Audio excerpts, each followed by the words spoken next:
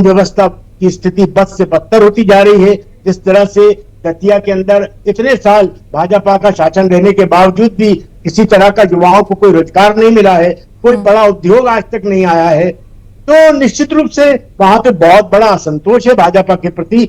और मैं समझता हूं इसकी परिणति कांग्रेस पार्टी की भारी विजय के रूप में आपको दिखाई देगी। बिल्कुल रवि जी, आप एक बात ठीक कह रहे हैं। युवा आजकल मुखर होकर बोलने भी लगे हैं और युवा जो परिणाम है वो बदल भी सकते हैं। घनश्याम जी, रवि जी ने अभी कहा कि बहुत कम मौका मिलता है कांग्रेस को खुश होने का, और ये बात सच भी है। मध्य प्रदेश में खासतौर पर बहुत कम मौका कांग्रेस को अब मिलता है, दिखाई दिया विधानसभा चुनाव में। तो ये जो मौका है, कांग्रेस खुश हो रही है, आगे चूंकि उनके प्रत्याशी चल रहे हैं, ये मौका उन्हें देना चाहेंगे, या अभी भी आपको आत्मविश्वास, अभी भी बीजेपी आश्वस्त है अपनी जीत को लेकर और कुछ आगे राउंड में आपको बढ़त मिलने की उम्मीद है?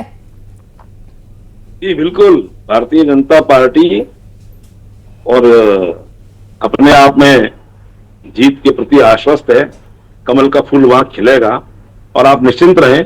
मैं निवेदन कर रहा हूं आदरणीय रवि जी से, भाई अभी भी तो आपका ही विधायक था, अभी भी तो कांग्रेस वहां पर थी। आप ये क्यों कह रहे हो कि भारतीय जनता पार्टी के खिलाफ वहां वोट डल रहा है?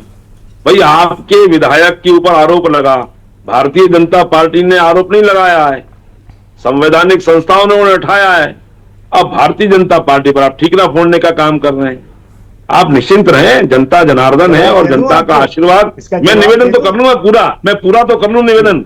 दूसरा, आपने कहा कि जिस प्रकार से युवाओं का मत और जो जीएनजी की बात आपने कही, आप निश्चिंत रहें, ये देश संविधान के आधार पर चलता है, लेकिन आपके नेता, आपके कहना चाहिए नेता प्रतिपक्ष जिस प्रकार से संविधान की प्रति और उसको लेकर के और वो माहौल उड़ाने का काम करते हैं, ये भी जनता बहुत अच्छे से समझती है।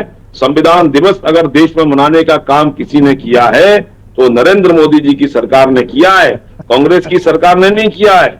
आपने बाबा साहब अंबेडकर जी के साथ में इतने अन्याय में निवेदन तो कर लूं साहब, आपने बात निकाली इसलिए मैं कह रहा हूं, आपने बात निकाली इसलिए मैं कह रहा हूं, रवि जी आपने बात निकाली है वो मैं कह रहा हूं। आपने जिस प्रकार से माहौल उड़ाने का काम किया है, जनता जानती है उसको। और बाबा साहब अंबेडकर जी के बताए मार्ग पर चलकर ये भारतीय जनता पार्टी की सरकार ने किया है। बाबा साहब अंबेडकर जी के पंच तीर्थों को सजाने का काम ये भारतीय जनता पार्टी ने किया है, आपने नहीं किया है, कांग्रेस ने नहीं किया है। और जबकि कांग्रेस की सरकारें लंबे समय से रही, दतिया की भी आप बात कर रहे हैं, तो दतिया में भी कांग्रेस के विधायक सर्वाधिक समय तक रहे हैं। आदरणीय हमारे राजेंद्र भारती जी रहे, राजेंद्र भारती जी के पिताजी रहे। आप अंदाज लगाओ, आपकी सरकारें रही, कांग्रेस घनश्याम जी 2023 के पहले लगातार बीजेपी थी। 2023 में जो बीजेपी चुनाव हारी थी, उसका क्या कारण फिर आप बोलेंगे, उसका क्या कारण था? 2023 की परिस्थिति, उस समय की परिस्थिति क्या थी? निवेदन में कर रहा हूं, उस समय की परिस्थिति क्या थी, उस समय का माहौल क्या था? लेकिन आज और पहले भी देखिए ना, आप सरकार हमारी बनी, इनके द्वारा जो भ्रम फैलाया जाता है, कांग्रेस मैं दतिया की बात कर रही हूँ पर्टिकुलरली। दतिया में ऐसा क्या हुआ जो जनता भरोसा नहीं कर पाई थी 2023 में, और अब आप लोग आश्वस्त हैं कि वो भरोसा वापस आप लोगों ने जीत लिया है? मैं वही निवेदन कर रहा हूं, न केवल दतिया, पूरे ग्वालियर चंबल संभाग में, ग्वालियर इसमें इन्होंने कांग्रेस ने ये भ्रम फैलाया था कि वही संविधान खत्म हो रहा है, संविधान को खत्म कर देंगे, आरक्षण को खत्म कर देंगे, ये मोदी सरकार ऐसा, इसलिए इनको वोट मिले होंगे। और लेकिन उसका प्रभाव पूरे देश में नहीं था, पूरे प्रदेश में नहीं था। सरकार हमारी बनी, इनकी 18 महीने की सरकार जनता ने देखी है, और इसलिए विकास के काम कौन करता है, विकास के आयाम कौन स्थापित करता है, जनता अच्छे से जानती है। और इसलिए चलिए ठीक है घनश्याम जी, ठीक है, आप जो आरोप लगा रहे हैं वो रवि जी से उसका जवाब जरूर लूंगी। हमारे सहयोगी वासु लगातार वहां पर बने हुए हैं, डटे हुए हैं। वासु, आपकी भी तस्वीरें हम देख रहे हैं, लगातार आप जो अपडेट्स दर्शकों तक पहुंचा रहे हैं, आप बहुत देर से वहां पर खड़े हुए हैं और लगातार अभी क्या अपडेट आपसे जरूर जानना चाहूंगी। इससे पहले मैं एक बड़ा अपडेट दर्शकों को यह भी बता दूं कि बीजेपी नेता डॉक्टर नरोत्तम मिश्रा का बयान सामने आया है और बढ़त की ओर बीजेपी, वो कह रहे हैं कि परिणाम जरूर अच्छे होंगे, बीजेपी के पक्ष में होंगे और उन्होंने कहा कि मेरी भूमिका एक कार्यकर्ता की है, पार्टी जो काम कर देगी वो मैं करता रहूंगा। राजेंद्र भारती पर भी बड़ा हमला बोला, कहा कि वो सबसे बड़े दल बदलू नेता है। राजेंद्र भारती को दल बदलू कह दिया है नरोत्तम मिश्रा ने, और इससे पहले भी उन्होंने कहा था, न्यूज 18 में भी उन्होंने यही बात दोहराई है। बढ़त की ओर बीजेपी, परिणाम अच्छे होंगे। सुनवाते हैं आपको। सभी के अंदर विकास की ललक थी, भारतीय जनता पार्टी को जिताने की ललक थी और इसलिए भारतीय जनता पार्टी आगे भी चल रही है। सर, राजेंद्र भारती को कल कांग्रेस ने बाहर कर दिया, चुनाव आपसे लड़ा था। के लिए सब चीजें गौण हैं, वो बहुत बड़े दल बदलू हैं। 4 चुनाव अलग अलग पार्टियों से लड़ चुके हैं। वो साइकिल से एक बार विधानसभा लड़े हैं, वो हाथी पे एक बार विधानसभा लड़े हैं, वो गाड़ी पे एक बार विधानसभा लड़े हैं, वो पंजे से एक बार विधानसभा लड़े हैं। तो उनके लिए आना जाना कोई नई बात नहीं है। अच्छा होता कांग्रेस जब भ्रष्टाचार में वो फंसे थे, सिद्ध हुआ था भ्रष्टाचार उन पे और सीट रिक्त हुई थी, तभी निकाल देते। सर, घनश्याम सिंह तो कह रहे हैं कि आपसे उन्होंने मीटिंग कर ली और फिर कांग्रेस को हराने के लिए दिशा में जा रहे थे। ये आज तक राजेंद्र भारती और घनश्याम सिंह से मैं पिछले 1-1.5-2 साल में राजेंद्र से तो कभी नहीं मिला और 2-3 साल से घनश्याम सिंह से भी नहीं मिला। तो ऐसा तो नहीं कि चुनाव वो हार रहे हो तो पहले ही रूपरेखा तैयार कर ली? मैंने फोन पे उनसे कभी बात की, न किसी माध्यम से मेरा संवाद हुआ। सर, ऐसा तो नहीं कि ये पहले की ये चुनाव से जो परिणाम आ रहे हैं उससे पहले की रूपरेखा तैयार हो रही हो? जो भी हो वो जाने पर भाजपा जीतेगी। सर, एक सवाल और है कि लगातार आरोप लगा रहे थे लोग, आपके जो विरोधी हैं खासतौर से कांग्रेस के, कि मिश्रा जी का टिकट कट गया तो उन्होंने अपने कार्यकर्ताओं को मैदान में खड़ा कर दिया और विरोध हुआ, तमाम तरह की बातें, ताकि एक मनोवैज्ञानिक दबाव बना सके आपके कार्यकर्ताओं के। पहले की बात थी, जब टिकट करना तब क्षण का आवेश में था कार्यकर्ता। बाद में प्रदेश अध्यक्ष ने अपील की, सब लाइनअप हो गए, सबने मन से मोहन यादव जी के नेतृत्व में और हेमंत खंडेलवाल के नेतृत्व में काम किया, मनसा वाचा कर्मणा। कितने वोटों से जीतने वाले हैं? क्योंकि पता चल जाएगा जी 1 घंटे बाद। तो नरोत्तम मिश्रा ने अब जीत का बड़ा दावा किया है और साफ तौर पर कहना है कि बीजेपी जीतेगी जरूर, थोड़ा इंतजार कीजिए और जो नंबर्स हैं कुछ देर में स्पष्ट भी हो जाएंगे। एक बार फिर से अपने पैनल में जो गेस्ट है उनके पास मैं लौटना चाहूंगी और वासु हमारे सहयोगी लगातार बने हुए हैं। वासु, इससे पहले आपसे अपडेट ही मैंने कहा था कि अपडेट क्या अभी वहां पर बना हुआ है? लगातार आप वहां पर डटे हुए हैं, तस्वीरें देख रहे हैं, कुछ देर आप भी बैठ जाइए और अपडेट जरूर दीजिए दर्शकों को।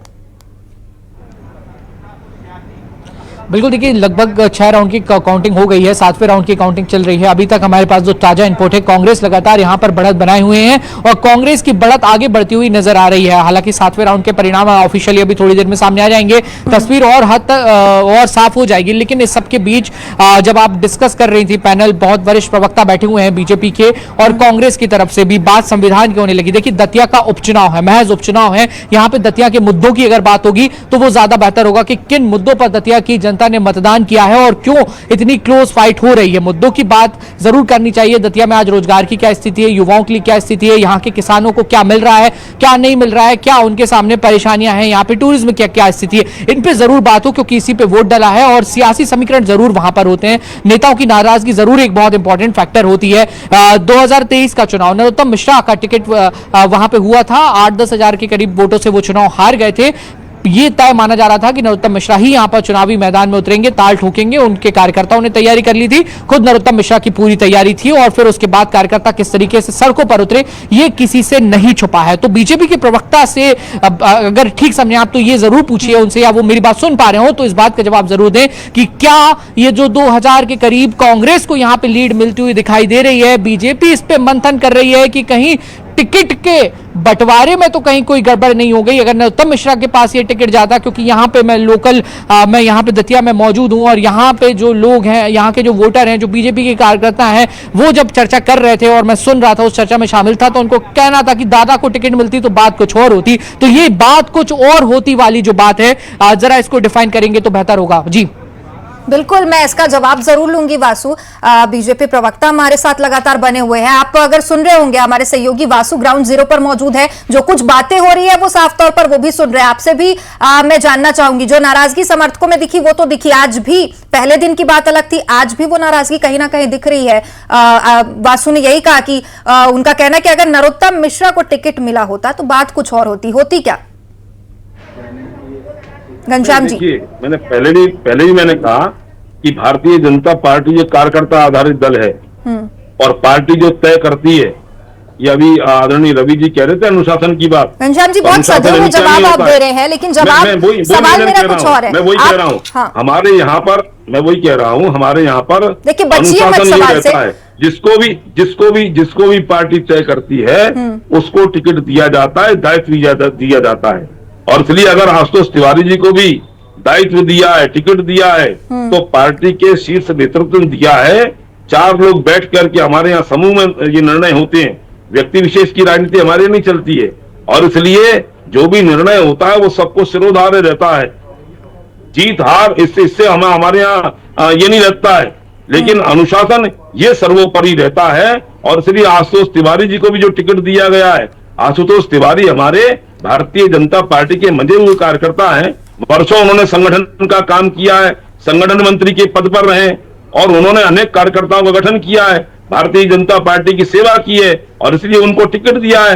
हो सकता है डॉक्टर नरोत्तम मिश्रा जी को और उनको लेकर के पार्टी और कोई अच्छा विचार कर रही होगी, लेकिन ये कहना कि साहब वो ये हो रहा है, वो हो रहा है, ये कांग्रेस के द्वारा, उनके द्वारा जो खड़े किए गए लोग रहते हैं, उनके द्वारा जो भ्रम फैलाया जाता है। आप निश्चिंत रहे, भारतीय जनता पार्टी का एक एक कार्यकर्ता शिद्दत के साथ में लगा है, लगा था चुनाव में, जिताने के लिए लगा था और जीत भी भारतीय जनता पार्टी की सुनिश्चित होगी, आप निश्चिंत रहे।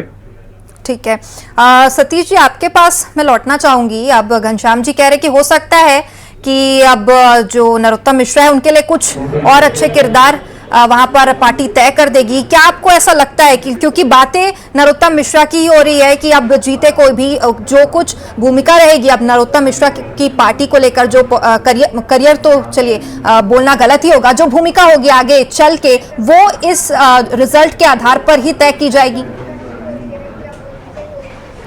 निश्चित ही इस चुनाव के नतीजे के बाद ही उनकी भूमिका तय होगी। अगर भारतीय जनता पार्टी वहां से जीत जाती है तो नरोत्तम मिश्रा की जो बात कही जा रही है कि उनको कोई बहुत अच्छी पोजीशन मिल सकती है, उनको बहुत अच्छा दायित्व मिल सकता है, तो वो तो सुनिश्चित है, क्योंकि नरोत्तम मिश्रा केवल दतिया स्तर के नेता नहीं हैं। वो मध्य प्रदेश के कई बार मंत्री रहे हैं, कई बार वो विधायक रहे हैं। पार्टी में उनकी भूमिका बहुत महत्वपूर्ण ऐसे समय में भी रही है जब 2018 के बाद जो कमलनाथ की सरकार का जो पतन हुआ था, उस समय भी उनको बहुत महत्वपूर्ण भूमिका मिली थी। और 2023 के चुनाव की हम बात करें या 2024 के लोकसभा चुनाव के समय की बात करें तो उनको एक महत्वपूर्ण नेता और महत्वपूर्ण व्यक्ति के तौर पर भारतीय जनता पार्टी में देखा जाता है। गृह मंत्री अमित शाह उनके घर भोपाल जब आते थे तो उनके घर जाते थे, तो लेकिन चुनाव का नतीजा ही उनकी अगली भूमिका तय करेगा।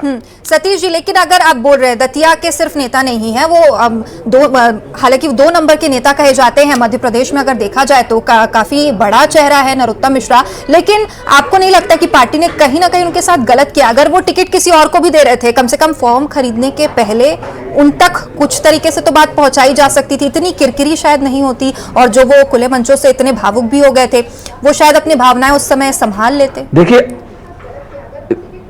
इसमें असल में हुआ क्या था ये तो नरोत्तम मिश्रा जानते होंगे और पार्टी जानती होगी, लेकिन ये बहुत साफ है, ये कहना बिल्कुल भी सही आज भी नहीं है कि उनका टिकट काटा गया था। वो पिछला चुनाव हारे थे और पार्टी ने प्रत्याशी बदल दिया।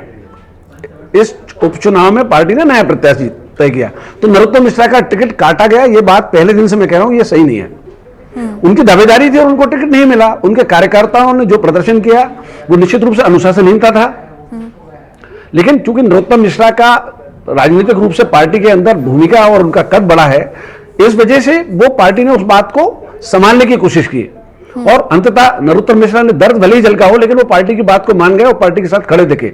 वो कितने खड़े दिखे और उनके जो व्यक्तिगत कार्यकर्ता हैं, पार्टी के इतर उनका जो एक कार्यकर्ताओं का जो दतिया में बेस है, उसने चुनाव में कितना काम किया ये नतीजा बताएगा और उसी से नरोत्तम मिश्रा की अगली भूमिका तय होगी। बिल्कुल सतीश जी, और राजेंद्र भारती के साथ आप बिल्कुल ठीक कह रहे हैं कि बीजेपी में ये अच्छी बात है, कम से कम मन में ही वो बातें रखती है, बाहर इतनी बातें नहीं आती जितना कांग्रेस में आती है। रवि जी, आपसे मैं जानना चाहूंगी, आपको क्या लगता है नरोत्तम मिश्रा के साथ बीजेपी ने क्या वाकई गलत किया है? मैं समझता हूँ निश्चित रूप से जो अभी सतीश जी ने कहा, नरोत्तम मिश्रा जी की एक बहुत बड़ी भूमिका रही। ठीक है रवि जब जी, उन्होंने- अगर आप बोल रहे हैं निश्चित रूप से सतीश जी ने एक और बात कही कि फिर राजेंद्र भारती के साथ भी गलत हुआ है, क्योंकि अगर उन्हें यहां से सीट से हटना पड़ा, उनके मन मुताबिक कांग्रेस में फिर टिकट देना था, तो आप ये भी मानेंगे कि राजेंद्र भारती के साथ भी गलत हुआ अगर नरोत्तम मिश्रा के साथ गलत हुआ? नहीं, हम ये कांग्रेस पार्टी में किसी के मन मुताबिक नहीं चलता है। यहाँ संगठन अपने निर्णय लेता है, अपने आकलन के हिसाब से, अपने सर्वेक्षण के हिसाब से निर्णय लेता है। मैं तो आपको एक बात कहना चाहता हूं, आपके चैनल पर आप सुन लीजिए। ये चुनाव हुआ क्यों, पहले तो इसकी बात की अपन बात कर लें।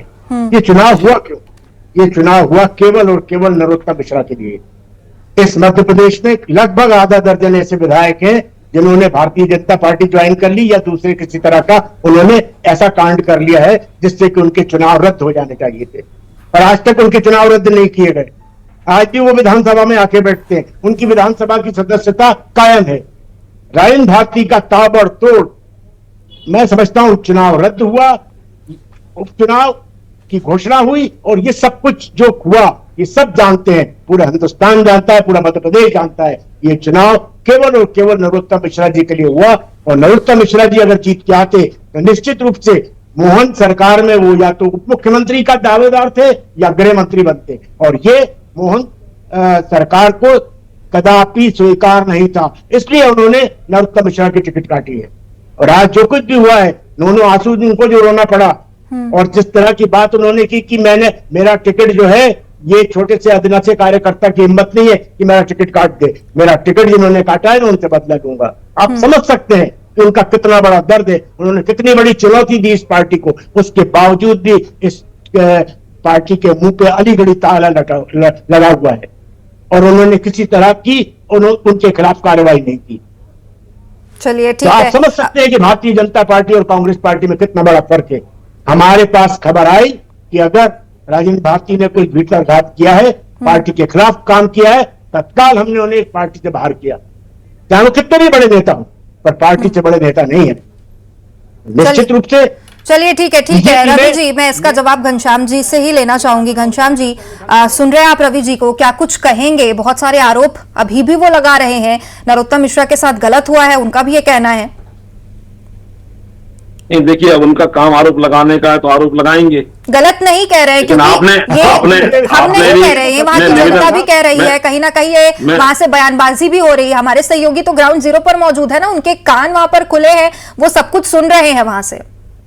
मैं वही निवेदन कर रहा हूं, इन्हें डॉक्टर नरोत्तम मिश्रा जी का दर्द तो ध्यान में आ रहा है, लेकिन इनको राजेंद्र भारती जी का दर्द ध्यान में नहीं आ रहा है। ये इनको सोचना चाहिए। पास चॉइस नहीं थी, उनको टिकट दे नहीं सकते थे, उनको तो हटाना पड़ा है। वही तो मैं कह रहा हूं, पास चॉइस थी। भाई मैं वही निवेदन कर रहा हूं, मेरी बात पूरी हो जाने दें। इनको अपना संगठन सर्वोपरि लग रहा है, हमारे यहाँ पर ये होता है, हमारे यहाँ पर ये होता है, ये कह रहे हैं, लेकिन क्या भारतीय जनता पार्टी में नहीं होता है क्या? और हमारे वरिष्ठ पत्रकार जी ने बहुत अच्छी बात कही, ये जो भ्रम जो इन्होंने फैलाया हुआ है कांग्रेसियों ने कि डॉक्टर नरोत्तम मिश्रा जी का टिकट काट दिया, टिकट होता फिर हटता तब काटना कहा जाता है। भारतीय जनता पार्टी ने तो पहली बार में टिकट दिया है, आशुतोष तिवारी को टिकट दिया है, भारतीय जनता पार्टी के कर्मठ कार्यकर्ता को टिकट दिया है, और ये भ्रम फैला रहे हैं। चलिए ठीक है घनश्याम जी, अब दावे तो कई सारे किए जा रहे हैं बीजेपी कांग्रेस दोनों की तरफ से।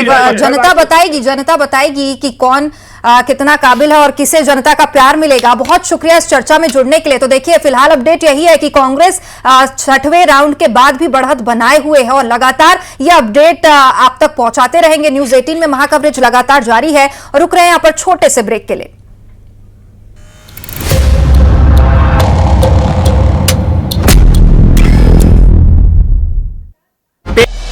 मंडला में सिलेंडर फटने से लगी भीषण आग, खाना बनाते समय लगी आग, फायर ब्रिगेड ने पाया काबू। उज्जैन रेलवे स्टेशन के अनुशासन के लिए